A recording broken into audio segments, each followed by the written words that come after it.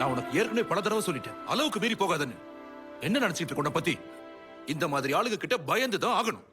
எதுக்காக பார்த்தோம் அப்படி பண்ண? நம்ம ஊர்ல நடக்கிற சின்ன டோர்னமெண்ட் மாதிரிலாம் அது கிடையாது. அவங்க எல்லாம் ரொம்ப பெரிய ஆளுங்க. அவங்க கூட சண்டை போட நீ யாரு? என்ன நடந்துச்சுன்னு முதல்ல சொல்லு. இப்போ உன் பேச்சுல எங்க போச்சு? நான் ஐஎஃப்எல்ல கமெண்ட்ரி பண்ண சான்ஸ் கேட்டு போயிருந்தேன். அப்ப பொண்ணுங்களுக்குலாம் இதை பண்ண தகுதியே இல்லைன்னு இன்சல்ட் பண்ணி என்னை வெளியே அனுப்பிட்டாங்க. நானும் திருப்பி பேசினேன். எங்க கமெண்ட்ரி பண்ணணும்னு? ஐஎஃப்எல்லையா? உனக்கு என்ன பைத்தியம் பிடிச்சிருக்கா? அதனாலதான் இப்படி எல்லாம் பண்ணிட்டு இருக்கியா? நான் திரும்ப திரும்ப சொல்லிக்கிட்டு இருக்கேன், உங்க அப்பனோ உங்க அண்ணனோ வெறும் மெக்கானிக் தான் ஃபாத்து. கொஞ்சமாச்சும் அறிவோட யோசி. எல்லாம் உன்னால தாண்டா. அவ பாட்டுக்கு ஏதோ வளரிட்டு இருந்தா, அவளை போய் கமெண்ட்ரி பண்ணு கூட்டிட்டு போயிட்டு இப்ப ஏதோ தன்னை பெரிய ஆளுன்னு நினைச்சிட்டு இருக்கான். இவங்க கூட எல்லாம் போதுனா நமக்கு தான் நிறைய பிரச்சனை வரும் ஃபாத்து. இவங்க எல்லாம் வேற மாதிரியான ஆளுங்க. பிசினஸ் அரசியல்ல இருக்கிறவங்க. உனக்கே அது புரியாம போச்சு. அப்படி என்னதான் கமெண்ட்ரி பண்ண? டிவியை பார்த்து உளறிக்கிட்டு இருக்கிறதா? இல்ல போனை நோண்டிக்கிட்டு உன் ஃப்ரெண்ட்ஸ் கூட எல்லாம் கதை அடிச்சுக்கிட்டு இருக்கிறதா? இல்ல வீட்டுக்கு வந்த விருந்தாளிங்க கிட்ட மூச்சு விட கூட இடம் கொடுக்காம கேள்வியா கேட்டு தள்ளிக்கிட்டு இருக்கிறதா? அங்க டோர்னமெண்ட்ல எவனோ ஒருத்தன் விளையாடிக்கிட்டு இருப்பான், நீ அங்க விளையாடுற பேரை கத்தி சொன்னா நீ பெரிய ஆளாயிட்ட இல்ல? நான் கமெண்ட்ரி பண்ணது ஒரு வாட்டி கேளுங்கப்பா. கொஞ்சம் நிறுத்துறியா? நீ அதை பத்தி எதுவும் பேசாத. இவரோட ஃபுட்பாலும் கமெண்ட்ரியும். அப்பா எனக்கு இது எங்க இருந்து வந்துச்சு? தோற்று தோற்று அழுத இந்த அரிக்கோடு மைதானத்தில் மீண்டும் புதிய ஆட்களோடு சேர்ந்து மலப்புரம் மார்னிங் ஸ்டார்ஸ் தோற்பதற்கு களமிறங்குகிறார்கள். 17வது நிமிடத்தில் ரிங்கோ ஸ்டார் அணியை சேர்ந்த சாலி மொய்தீன் என்ற கோலி போஸ்டில் நின்று தூரமாய் அடித்த பந்தை சென்டர் ஃபார்வர்டில் மெலிந்த கால் கொண்டவன் நிறுத்துகிறான். அதிலிருந்து மார்னிங் ஸ்டாரின் சரித்திரம் தொடங்குகிறது. சாலி ஆற்றில் பாய்ந்து குதிப்பதை போல 3 டிஃபென்ஸ் பிளேயர்களை தாண்டி சென்று 50 அடி தூரத்திற்கு முன் நின்று அந்த சென்டர் ஃபார்வர்ட் பிளேயர் அடித்த கோலின் பெயர் இன்றும் பேசப்படுகிறது. மெலிந்த டொர்னடோ முனீர் என்ற 6ஆம் நம்பர்காரன் பந்துகளில் பெயர் எழுதி சென்றான். என் கூட ஒரு வாட்டி நிக்கிறீங்களாப்பா?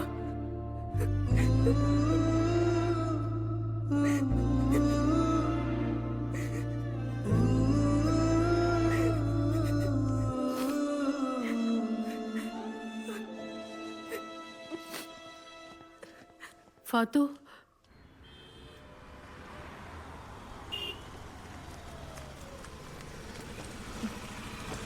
சாரி, கொஞ்சம் லேட் ஆயிடுச்சு.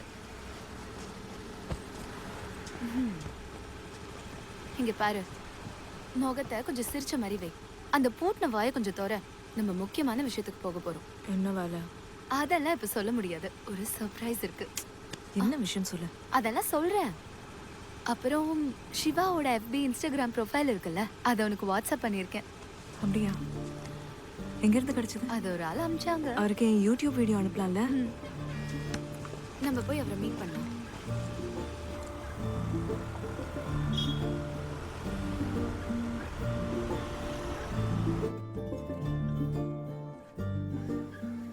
ஐயோ, இங்க இந்த கிறுக்கனும் இருக்கான். வா. ரம்யா. பாத்திமா. ஹாய் பிரசாந்த், உட்காருங்க. அது உங்க கமெண்ட்ரி சூப்பரா இருந்துச்சு. ரம்யானுக்கு லிங்க் அனுப்பிச்சிருந்தா. இது பிரசாந்த், ஸ்போர்ட்ஸ் ரிப்போர்ட்டரா இருக்காரு. இது அலெக்ஸ் குரியன், ஹாய். கிரைம் ரிப்போர்ட்டரா இருக்காரு. சிவா இன்ஸ்டா ஐடி தந்தது பிரசாந்த் தான். தேங்க்ஸ். வாங்க வெளியே பேசலாம். ஓகே.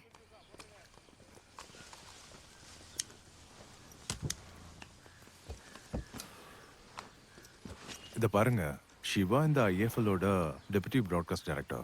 இந்த கேம் சம்மந்தப்பட்ட லைவ் டெலிகாஸ்ட் எல்லாமே மெயினாக டீல் பண்ணுறது அவர் தான். அப்புறம் இவ சொன்ன விஷயம், என்னை பொறுத்த வரைக்கும் சாஜு தாமோதரன் மாதிரி ஒரு எக்ஸ்பீரியன்ஸான கமெண்டேட்டர்ஸ் ஹையர் பண்ணுறதை தவிர ஃப்ரெஷர்ஸை ஹையர் பண்ணுறதுக்கான ஆடிஷனும் இன்டர்வியூ இது வரைக்கும் எதுவும் நடக்கல. நான் சிவாவை பார்க்க ரொம்ப ட்ரை பண்ணானா முடியல.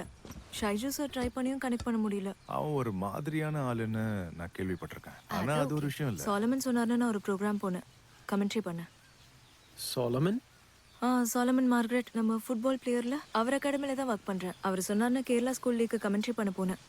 ஆனா அங்க போனா ஃபெடரேஷன் ஆளுங்க அவங்க புத்தியை காமிச்சிட்டாங்க. பொண்ணுங்கெல்லாம் கமெண்ட்ரி பண்ண முடியாது, பாய்ஸை டீப் பார்க்கணும், இது உனக்கு சரியான வேலை இல்ல, வேற வேலை தரேன்னு சொன்னாங்க. ஆனா நான் கிளம்பி வந்துட்டேன். யாரு? ஜெயேஷா? அந்த ஆள் தான். அப்புறம் அந்த LP கோபகுமாரும். ஊஃப், அவர் ரொம்ப மோசமானவன். உன் நம்பர் ஒன்றும் கொடுக்கலையே. அதெல்லாம் முடிஞ்சிருச்சு.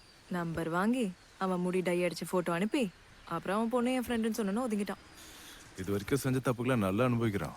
ஜெய்ஸுக்கு ஆக்சிடென்ட் ஆயிடுச்சு. நேத்து அவனை பார்த்தப்ப அவன் மூஞ்சி பூசணிக்கா மாதிரி நல்லா வீங்கி இருந்துச்சு. அது ஆக்சிடென்ட் ஒன்றும் இல்லை, சோலமன் அடிச்சோம். பார்த்தல்ல, அந்த ஸ்டேடியம் செக்யூரிட்டி சொன்னது கரெக்ட் தானே? அவனை பார்த்தப்பவே தெரிஞ்சது எங்கேயோ அடி வாங்கியிருக்கான்னு. நான் அப்பவே சொன்னனா?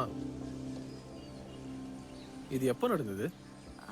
நிஜமான எனக்கு தெரியல, கேள்விப்பட்டேன். ஒருவேளை பொய்யாவும் ஓ இருக்கலாம்.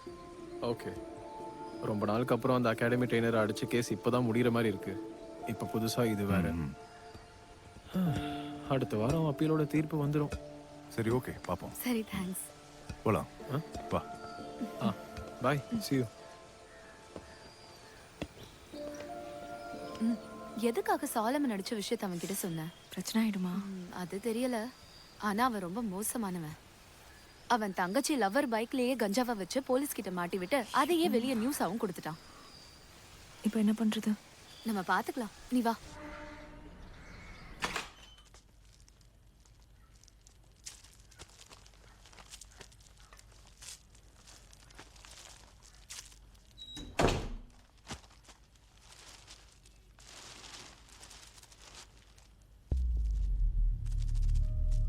ச்சே, எவ்வளவு கேவலமானவனா இருக்கான். சாலமனோட விஷயம் நியூஸ் பேப்பர்ல வந்திருக்கு பாரு.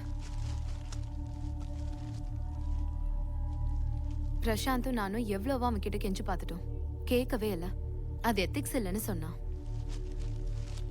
நாய். ச்சே. நான் சொன்னேன்ல, என் வாய் அப்படி. கேரளா ஃபுட்பாலர் சாலமன் மார்கரெட்டின் வழக்கு மேலும் 2 ஆண்டுகளுக்கு நீட்டிக்கப்பட்டுள்ளது. கேரளா ஃபுட்பால் ஃபெடரேஷன் பிரசிடென்ட் ஜெயஷிடம் அடிதடியில் ஈடுபட்டதால் இந்த தண்டனை கொடுப்பதாக தீர்மானம் எடுக்கப்பட்டுள்ளது. இதை பற்றிய கூடுதல் விவரங்களை நமது செய்தியாளர் மரியா அளிப்பார். மரியா, இதை பற்றி விவரங்கள் சொல்லுங்க. ஃபுட்பால் ஃபெடரேஷன் பிரசிடென்ட்டை அடித்ததால் இந்த தடை நீடிக்கப்பட்டுள்ளது. இந்த வழக்கானது 2 வருடங்களுக்கு நீடிக்கப்பட்டுள்ளது. இதை குறித்து சாலமன் தரப்பிலிருந்து எந்த பதிலும் வரவில்லை. சாலமன் பணிபுரியும் அகாடமியில் விசாரணை நடத்தியதில் தற்போது அவர் எங்கே உள்ளார் என்ற எந்த தகவலும் வாட்ஸ்அப் ஸ்டேட்டஸ் பாரு. அடிப்படையில் இந்த விசாரணை நடந்து கொண்டிருக்கிறது. இன்று காலை முதல் சாலமனின் போனானது ஸ்விட்ச் ஆஃபில் இருக்கிறது. அவர் எங்கே இருக்கிறார் என்று அனைவரும் தேடிக்கொண்டிருக்கிறார்கள். இதை குறித்து மேற்கொண்டு எந்த தகவலும் கிடைக்கவில்லை. இதற்கு முன்பே ஒரு முறை தற்கொலை முன்னாடி மாதிரி மடத்தனமா ஏதாவது பண்ணிட்டான்னா ஈடுபட்டு விடுவாரோ என்று அனைவரும் அச்சத்தில் உள்ளனர்.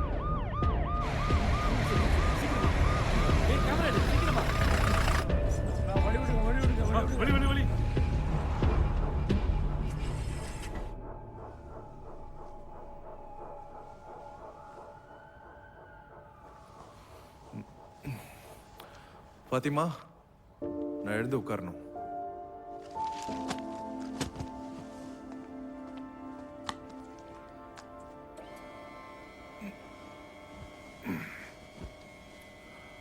கேத்ரின் மேம் இப்போ வந்துருவாங்க.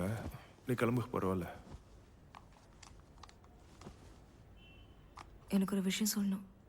சொல்லு. நீ ஜெயஷை அடிச்ச விஷயம் நியூஸ் பேப்பர்ல வர நான் தான் காரணம். அன்னைக்கு ஒரு நாள் ரம்யாவோட ஃப்ரெண்ட்ஸ் இல்லை ஜேர்னலிஸ்ட் முன்னாடி நான் தான் தெரியாம சொல்லிட்டேன். அது நியூஸ் பேப்பர்ல வரும்னு நான் நினைக்கல. சாரி. ஓ, என்ன குற்ற உணர்ச்சியா? என்ன இருந்தாலும் உன்கிட்ட இதை சொல்லாம இருக்க முடியல, அதான் சொன்னேன். அதை எழுதணும்னு எனக்கு நல்லாவே தெரியும். நான் டிஸ்சார்ஜ் ஆனதுக்கு அப்புறம் இருக்கு. பெஸ்ட். உனக்கு இனிமே பூட்ஸ் போடுற ஐடியாவே இல்லையா? எதுக்கு சும்மா? நீ என்ன பண்ணி வச்சிருக்க? நீ நினைக்கிற மாதிரிலாம் ஒன்றும் இல்லை. எதுக்கு அகாடமியை விட்டு விலகி போற? உன்னை மாதிரி ஆகணும்னு எத்தனை குழந்தைங்க ஆசைப்படுறாங்க. நீ அவங்களுக்கு ஹீரோ இல்லை, அப்புறம் எதுக்கு இதெல்லாம்? என்ன ஹீரோ? நீ ஒன்றும் செய்யலைன்னு எல்லாருக்கும் தெரியும். பின்ன என்ன? எல்லா டிஃபெண்டர்ஸையும் தாண்டி போக மெஸ்ஸியால கூட முடியாது. அப்படி யோசிச்சு பாரு. இந்த மாதிரி பண்ணக்கூடாதுன்னு எனக்கு நான் 1000 தடவை சொல்லியிருக்கேன். ஆனா கையை மீறி போகுது. மறந்துரு. ஏய், சாலமன் வந்துட்டாரு. வாங்க வாங்க. சாலமன், நீங்க ஃபுட்பால்ல இருந்து ரிட்டையர் ஆக போறீங்கன்னு சொல்றாங்க. அது உண்மையா? எனக்கு எல்லாமே ஃபுட்பால் தான். சில பேருக்கு வேணா நான் வில்லனா இருக்கலாம், ஆனா கொஞ்சம் பேருக்கு நான் ஹீரோவா இருக்கேன். அவங்க எல்லார்கிட்டயும் நான் மன்னிப்பு கேட்டுக்கிறேன். நான் இன்னொரு அப்பீல் போவேன், திரும்ப வருவேன். இன்னும் ஒரே ஒரு கேள்வி. இன்னொரு கேள்வி. சார், இதுக்கு மட்டும் பதில் சொல்லிட்டு போங்க சார்.